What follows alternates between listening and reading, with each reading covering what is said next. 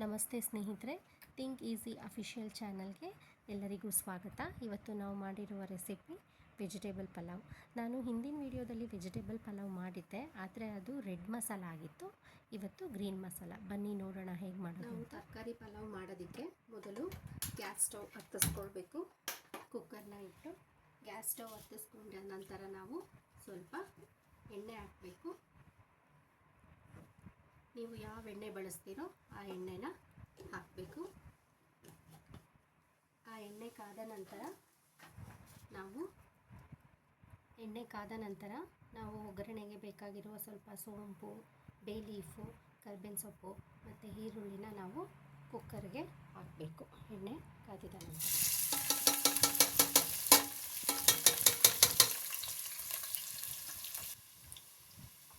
Onion ಸ್ವಲ್ಪ golden colour ಬಂದಾಗ, golden colour ಬರೋಕ್ಕಿಂತ ಮುಂಚೆನೇ ಹಾಕ್ಕೊಳ್ಬೇಕು. ನಾವು ಸ್ವಲ್ಪ ಉಪ್ಪು ಹಾಕ್ಕೋಬೇಕು.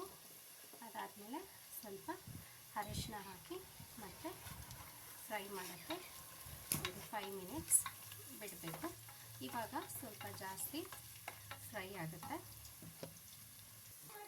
ಈರುಳ್ಳಿ ಸ್ವಲ್ಪ ಗೋಲ್ಡನ್ ಫ್ರೈ ಆದ ನಂತರ ನಾವು ಹಚ್ಚಿಟ್ಕೊಂಡಿರೋ ವೆಜಿಟೇಬಲ್ಸ್, ನಾನಿಲ್ಲಿ ಆಲೂಗೆಡ್ಡೆ, ಬೀನ್ಸು, ಕ್ಯಾರೆಟ್, ಟೊಮೊಟೊ ಮತ್ತು ಗ್ರೀನ್ ಪೀಸ್, ಬಟಾಣಿನ ಹಾಕ್ಕೊಂಡಿದ್ದೀನಿ.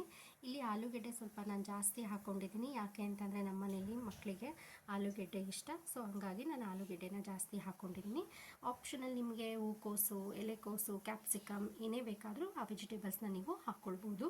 ಆದರೆ ನಾನಿಲ್ಲಿ ಬೀನ್ಸು, ಕ್ಯಾರೆಟ್, ಆಲೂಗೆಡ್ಡೆ, ಗ್ರೀನ್ ಪೀಸ್ ಮತ್ತು ಟೊಮೆಟೊನ ಹಾಕ್ಕೊಂಡಿದ್ದೀನಿ. ಅದ್ರ ಜೊತೆಗೆ ನಾನು ಇಲ್ಲಿ ಮಸಾಲೆಗೆ ಎಲ್ಲ ರೆಡಿ ಮಾಡಿ ಇಟ್ಕೊಂಡಿದ್ದೀನಿ. ಮಸಾಲೆಗೆ ಏನೇನು ಬೇಕು ಅಂದರೆ ಕೊತ್ತಂಬರಿ, ಪುದೀನ, ಹಸಿಮೆಣಸಿನ್ಕಾಯಿ, ಕರಿಬೇವು, ಈರುಳ್ಳಿ, ಶುಂಠಿ, ಬೆಳ್ಳುಳ್ಳಿ, ಪೆಪ್ಪರು, ಚಕ್ಕೆ, ಲವಂಗ, ಏಲಕ್ಕಿ, ಇಷ್ಟನ್ನು ನಾನು ಹಸಿ ಮಸಾಲೆ ರುಬ್ಕೊಳ್ತೀನಿ.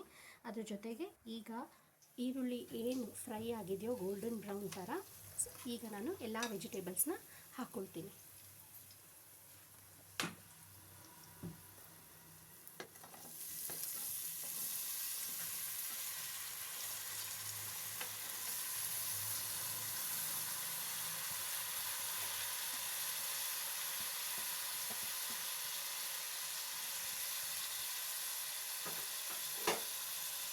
ಈಗ ವೆಜಿಟೇಬಲ್ಸ್ನೆಲ್ಲ ಹಾಕಿದ ತಕ್ಷಣ ನಾನು ಅದನ್ನು ಚೆನ್ನಾಗಿ ಐ ಫ್ಲೇಮಲ್ಲಿ ಇಟ್ಕೊಂಡು ತರಕಾರಿನ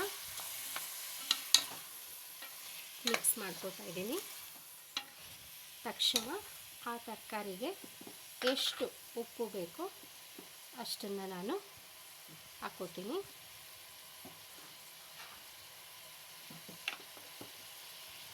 ವೆಜಿಟೇಬಲ್ಸ್ ಈಗ ಸ್ವಲ್ಪ ಫ್ರೈ ಆಗ್ತಾ ಇದೆ. ಸೊ ಈ ಫ್ರೈ ಆಗ್ತಾ ಇರಬೇಕಾದ್ರೆ ನಾನಿಲ್ಲಿ ಉಪ್ಪು ಹಾಕಿದ್ದೆ. ಉಪ್ಪಿನ ಜೊತೆಗೆ ಸ್ವಲ್ಪ ಗರಂ ಮಸಾಲ ಪೌಡರ್ ಹಾಕಿ, ಎಷ್ಟು ಬೇಕೋ ಅಷ್ಟು ಸ್ವಲ್ಪ ಗರಂ ಮಸಾಲ, ಆಮೇಲೆ ಸ್ವಲ್ಪ ಕೊತ್ತಂಬರಿ ಬೀಜ ಪೌಡ್ರು, ಅದು ಅಷ್ಟೇ ನಿಮಗೆ ಎಷ್ಟು ಬೇಕೋ ನಿಮ್ಮ ಅಳತೆ ತಕ್ಕನಂಗೆ ಕೊತ್ತಂಬರಿ ಬೀಜ ಪೌಡರ್ ಕೂಡ.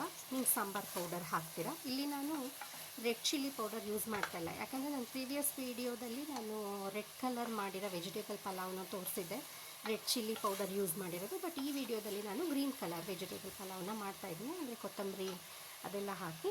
ಇದ್ರ ಜೊತೆಗೆ ಮೇನ್ ಥಿಂಗ್ ಬಂದು ನಾನಿಲ್ಲಿ ಮೊಸರು ಹಾಕ್ಕೊಳ್ತಾ ಇದ್ದೀನಿ.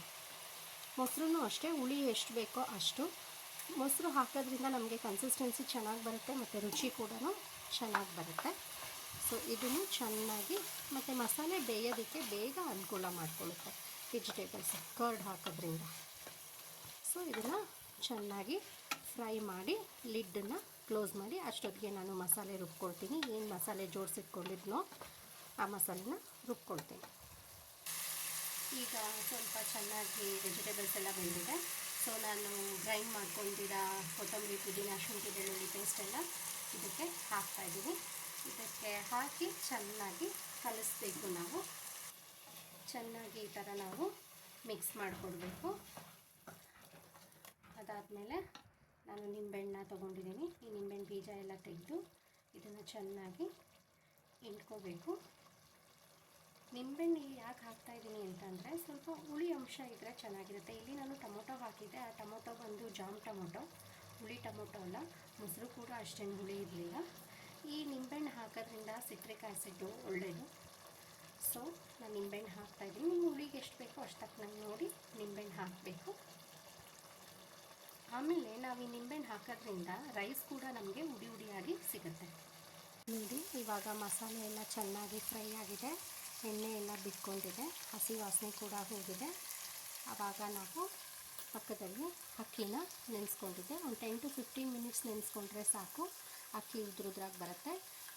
ಈ ಮಸಾಲೆ ತಕ್ಕನಂಗೆ ನೀರು, ಅಕ್ಕಿಗೆ ನೀರು ಎಷ್ಟು ಹಾಕಬೇಕು ಅಷ್ಟು ಕನ್ಸಿಸ್ಟೆನ್ಸಿ ಪ್ರಕಾರ ಹಾಕಿದ್ರೆ ಉದ್ರುದ್ರಾಗಿ ಸಿಗುತ್ತೆ.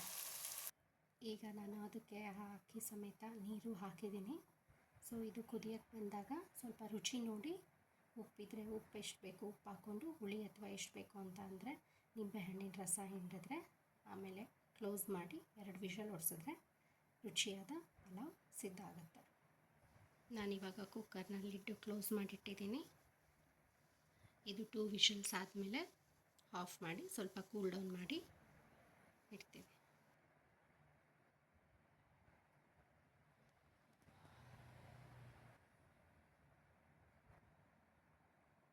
ಈ ರೆಸಿಪಿ ನಿಮಗೆ ಇಷ್ಟವಾದಲ್ಲಿ ಪ್ಲೀಸ್ ಲೈಕ್ ಮಾಡಿ, ಶೇರ್ ಮಾಡಿ, ಸಬ್ಸ್ಕ್ರೈಬ್ ಮಾಡಿ. Thank you.